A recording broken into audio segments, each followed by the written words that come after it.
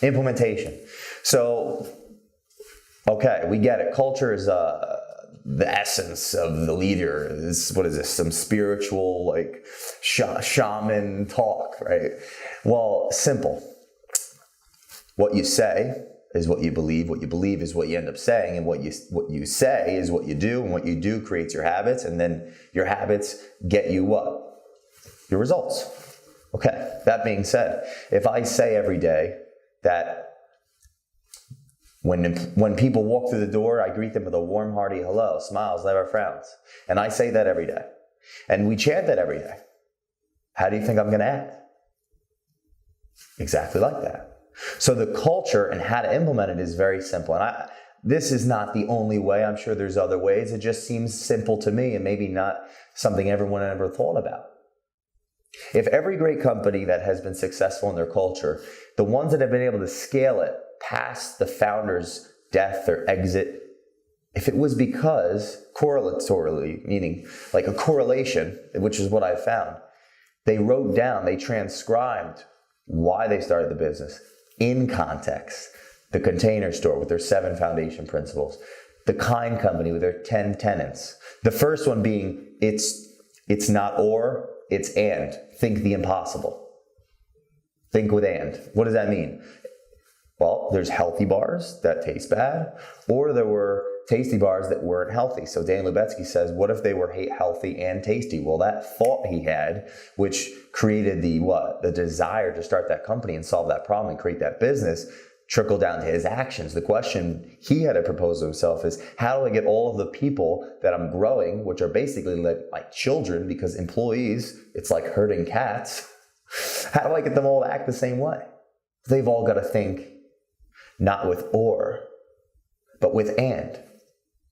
So it's not or, it's and. Think the impossible. That statement is what? That statement triggers a belief. The belief triggers more statements to reaffirm the action, to create the habit, to change the effects you get in your business, meaning more passion, more profits. Every consultant now is on this board of emotional intelligence, culture matters, the why. What are they missing? How to implement it simply. It's very simple. Take the title of your company. Take it.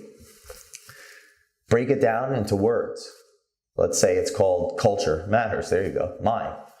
Well, how do I want my assistant to act in her free time? How do I want my employees to act? Culture stands for collaboration. Give first, expect nothing.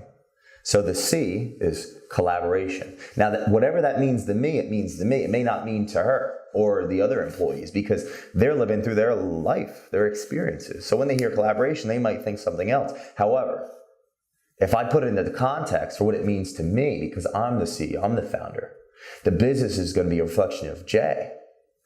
Culture means collaboration. And that, to me, in context of why I started the business and who I am, is give first, expect nothing. So if they talk about it every day, what are they going to think? Collaboration. Give first, expect nothing. And when they're with that client, they're going to listen to understand, not to reply. They're going to look to help that person because I believe it comes back. Unique. Education's finding the answer within. To me, that means we all have the answers. So when I meet with someone, I'm not looking to shove a product down their throat. I'm looking to question them so I can gain information to see if I can help them. I'm looking to have a real conversation with them. Learned, the L. The more you learn, the more you earn. That's one of my life's philosophies. Would I want my people to grow in direct proportion to how I've grown? Of course. So if they believe the more you learn, the more you earn, not just fiscally, but spiritually, you think they're going to read more? The answer is yes. Trustworthy. Trust in yourself so you can trust others. That's personal to me.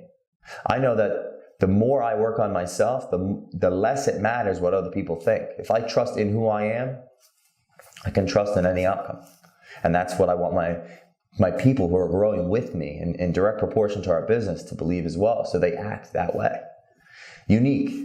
Or unstoppable. Your losses don't count because you'll win in the end. Never give up. We've talked about this earlier. We're in direct proportion to our ability to overcome failure. So I want all my people to think that. Reserved. Listen to understand, not to reply. Listen to understand, not to reply. When I was working with my gym, one of our managers moved 4,000 miles or almost 3,000 miles from the West Coast just to move out and work with us. He didn't have ownership. He believed so much in our cause. He moved all that way with no home to sleep in the gym right next to me on a sleeping bag. Well, this guy changed my life. He was older. He had a lot of things that I didn't have, apart from my arrogance and natural skills that I thought I was the boss positionally. And he taught me something. Leaders don't tell you what to do, they show you what to do. And great leaders listen to understand, not to reply. Because unique is finding the answer within. We all have life's answers, but we've got to tell it to ourselves. And that's what a coach truly is meant to do. So I learned leadership through this guy, Matt. His name was Matt. And every day he said, Jay, calm down. Listen to understand, not to reply. For the longest time, I didn't know what that meant. But I do today, and that's a part of my culture. Every day, to listen to understand, not to reply. Enthusiastic. To me, the E in culture means enthusiastic. My goal is to be enthusiastic, to give others my energy, to be the cause in their life, not the effect of everything. So, give first, expect nothing. Unique educations find the answer within. Learned, the more you learn, the more you earn. Trustworthy, trust in yourself so you can trust others. Unstoppable, your losses don't count because you'll win in the end. Never give up. Reserved, listen, understand, not to reply. And enthusiastic, convey love passionately. Well, you think, that's a lot. That's long-winded. You're right, it is. The question is, would it be worth 5 minutes every day to talk about the why you're in business? Because the essence of why is the culture.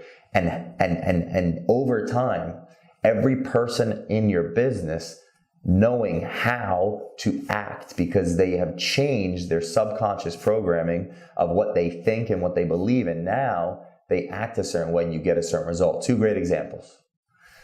Ritz-Carlton.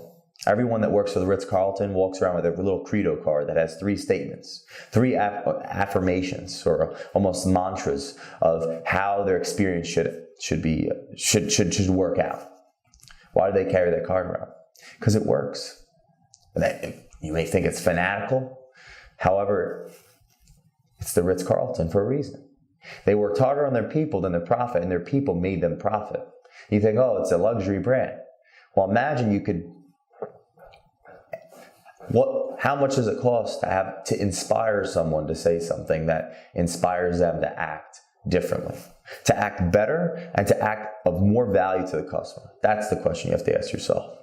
They also have 3 steps to service excellence. And basically the same thing as how I broke it down with culture, that everyone in the company at least knows about, and therefore they're more likely to act that way.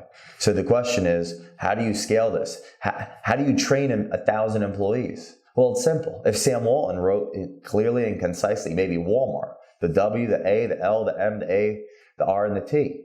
If each of those letters became a word, and in the context of why he started the business and how he wanted his people to act, meaning the W could be welcome. From the first moment a customer walks in the door, they get welcomed. Within 10 feet, they get a smile. That's the context. If Walmart's W stood for welcome and it was in that context and every leader talked about that almost every day, you think the employees would act differently? If the answer is yes, then culture matters to you. The question is, what are we doing about it?